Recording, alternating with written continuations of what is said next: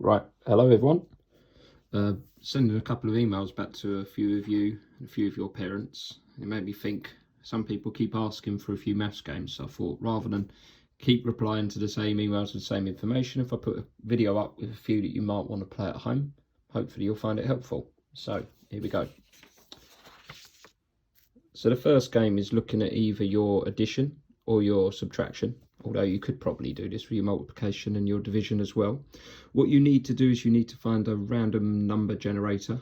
That's a posh way of saying a dice. If you haven't got a dice, then potentially something on the tablet or the iPhone or the app or the laptop might be of equal use. Otherwise, just think of a number.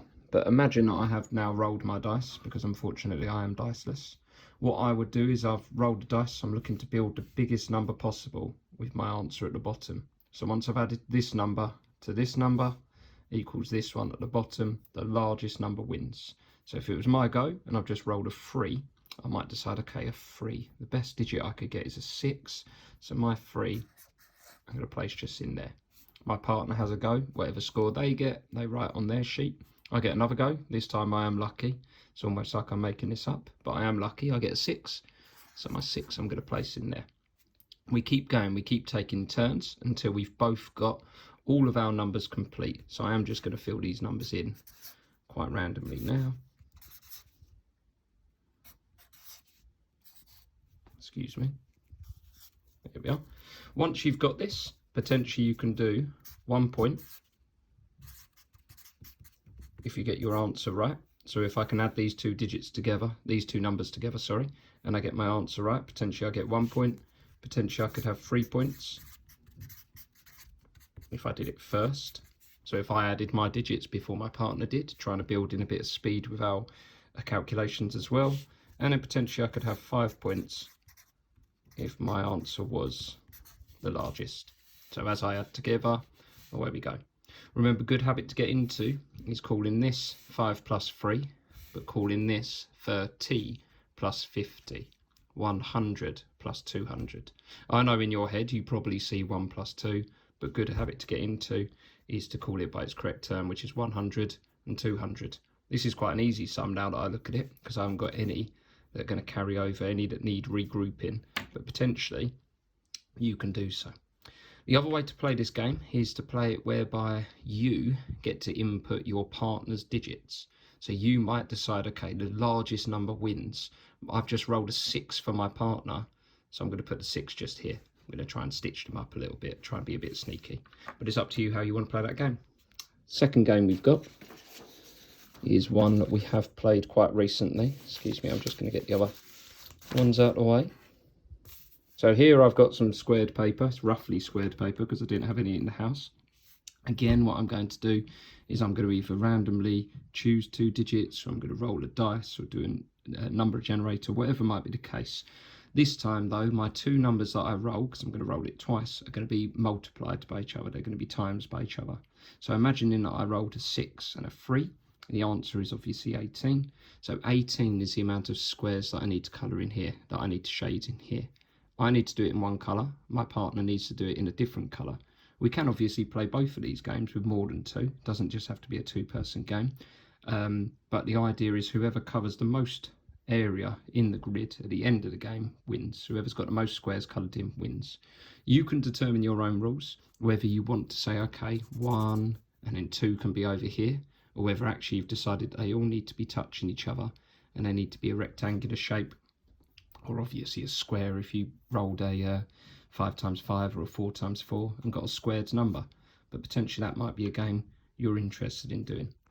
The third game we've got just here is a game I actually saw on Twitter the other day, which I really quite liked. So the rules of this game are as follows. You're going to get a pack of cards. You're going to turn your cards upside down so they're face down, so nobody can see, nobody can cheat. You need to establish your rules for the picture cards, and obviously I've counted the ace in here as the picture card. I have removed the jokers because they're not useful for this game. Although, again, you may want to say, goes back to 0 if you get a joker, whatever it might be the case. As it says down here, it's first to 100 wins, and we're just going to take turns. So I'm going to play this here with me, and then I'm going to play this with the second version of me, which sounds rather bizarre, but you'll see it's a 2-player game. So person 1 gets a 4.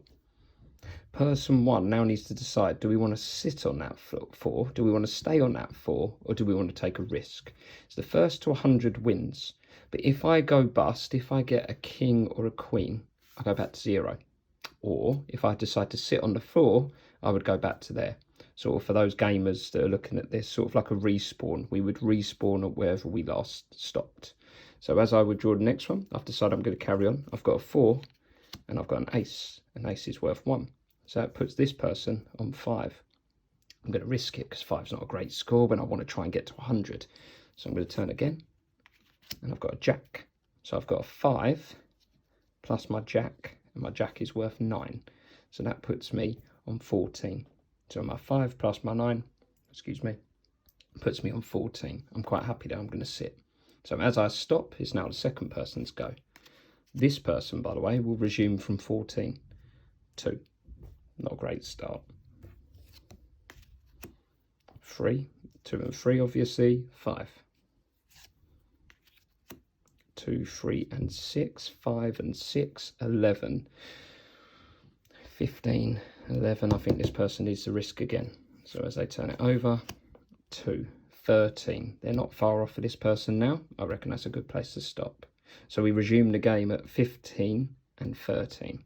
This person on 15 is going to turn their next one. They've got a 3.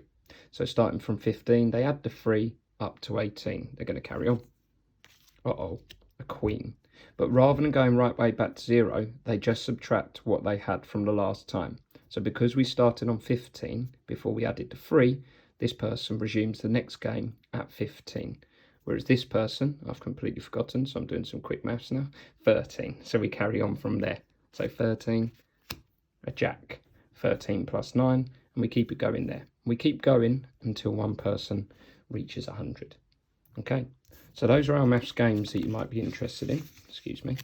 The other activity that I thought I'd just show you is one that I know my class wanted to practice a little bit more in the summer term, which is just using our correct method, our correct strategy, our correct formal written method to do a 2 or 3 digit number times a 2-digit number. So what I'm going to do is I'm just going to talk you through this. Don't worry if you don't want to do this at home, that's absolutely fine, but I know a few of you were quite interested.